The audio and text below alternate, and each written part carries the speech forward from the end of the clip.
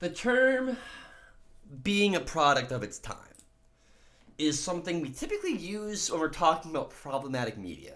You know, when you're watching a movie and you haven't seen it in a while and you remember liked it growing up and you realize, oh, this movie's kind of racist, or oh, this movie is kind of sexist or homophobic. You're always like, oh, well, it's a product of its time. They thought of things differently.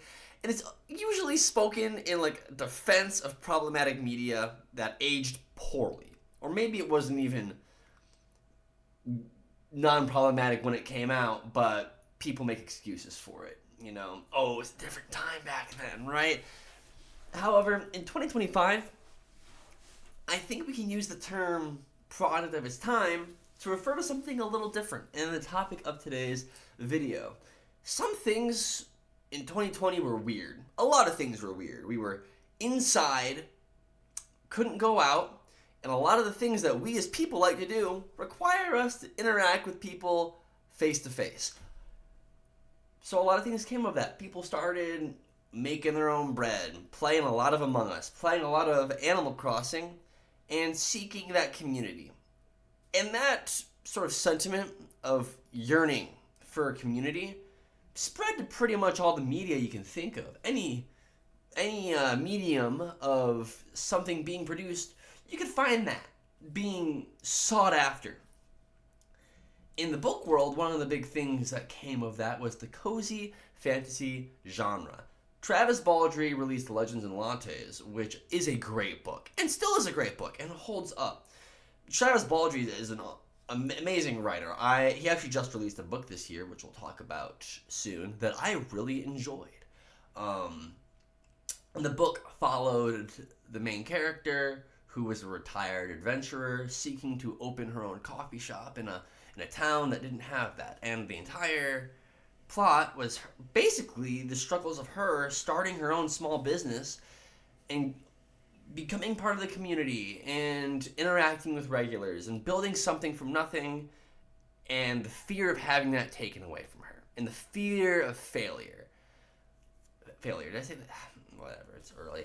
Anyways, the book was great, and it was new, it was exciting, and for a lot of people it sort of scratched that itch of my hair's awful today. And it scratched that itch of, I remember being a local at my coffee shop, and I can't do that right now because the coffee shop's closed. And man, this really fills that void for a lot of people. And it was a huge book. People loved it. I loved it. The sequel was pretty good too. Followed a lot of similar beats. But we are in 2025. It has been 5 years, half a decade, since the pandemic.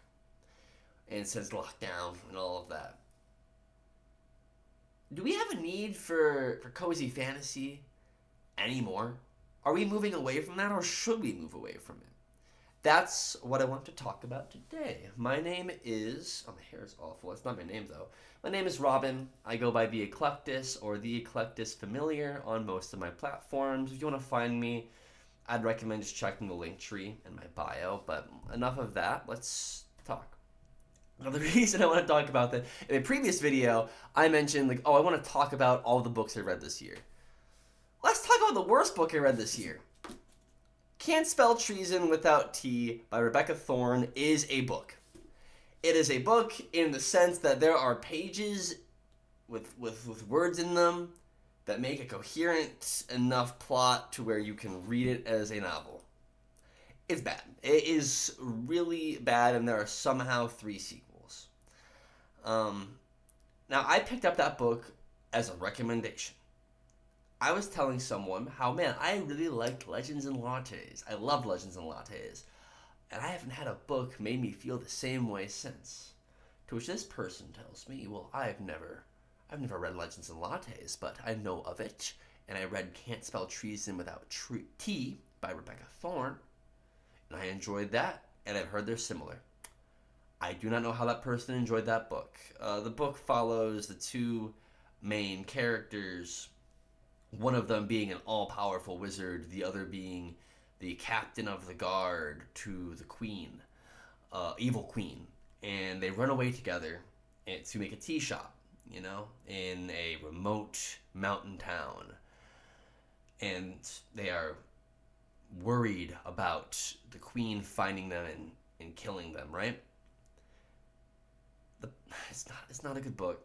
And you know what? Read it for yourself, because there are people who like this book and it might be for you. But for me, the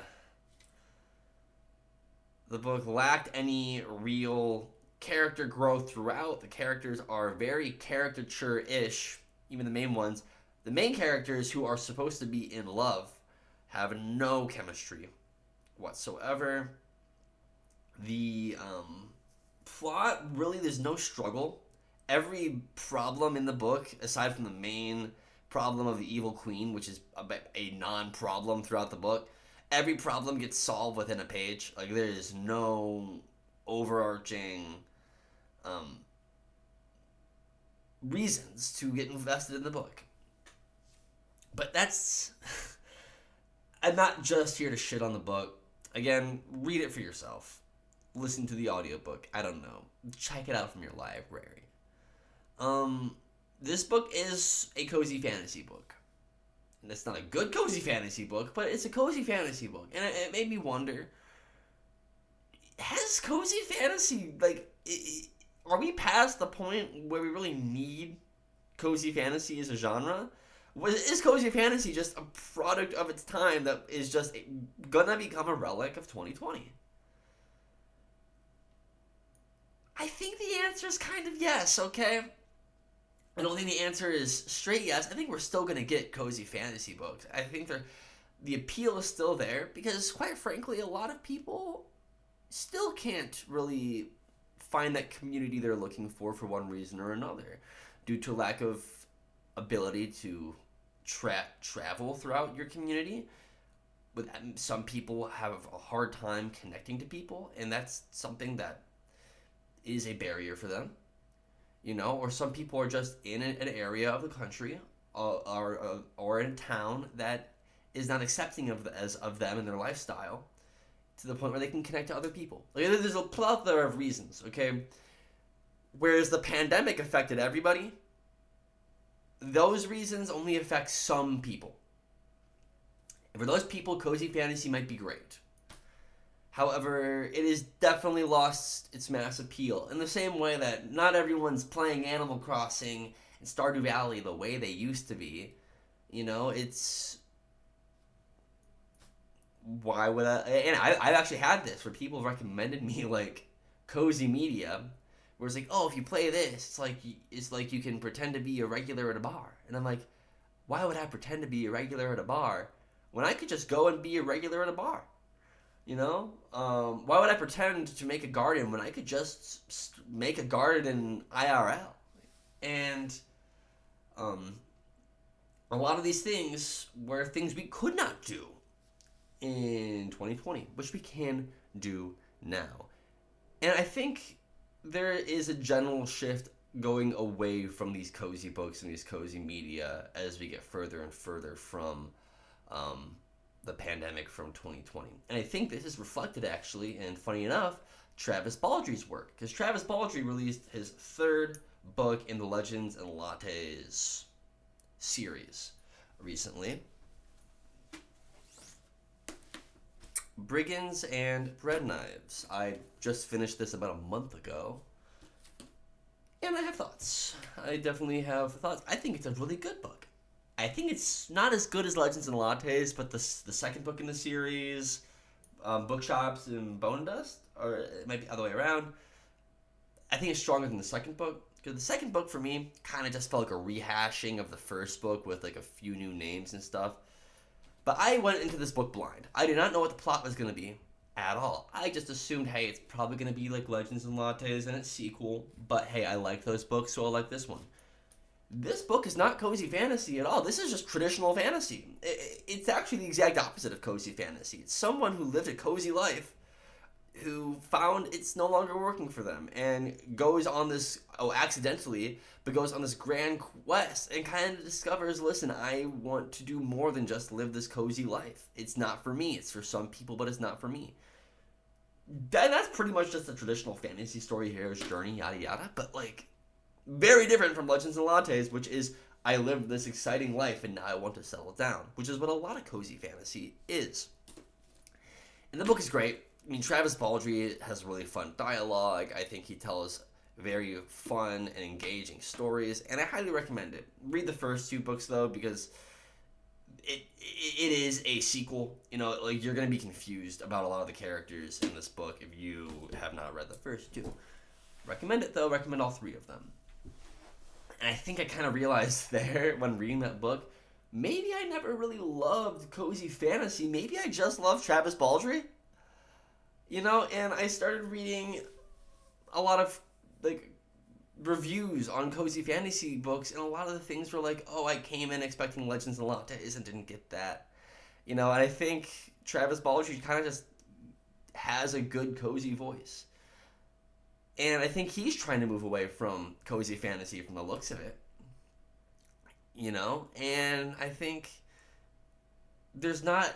And I think what I'm trying to get at here is there isn't really an audience the way there used to be for cozy fantasy.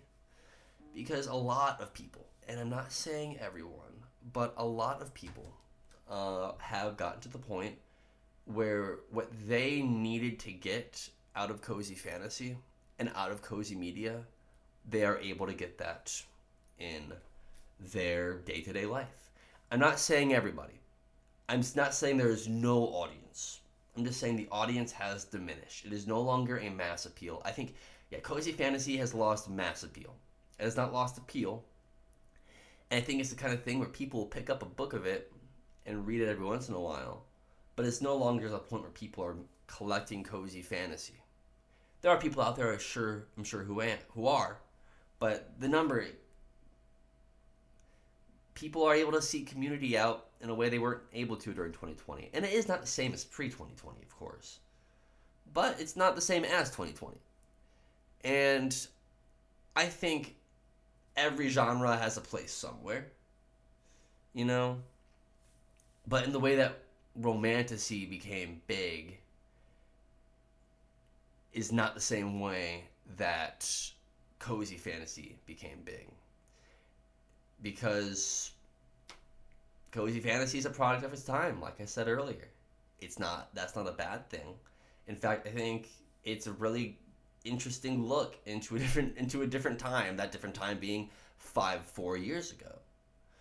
But if you are trying to make a book that plays on emotions of a very specific instance of being isolated from a community due to a pandemic and trying to get that back, when you're no longer isolated from your community due to that pandemic, you're going to lose a few people.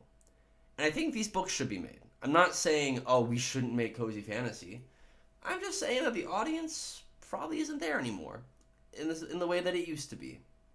And I think that we're going to start seeing that reflected in the amount of cozy fantasy that hits the shelves, you know?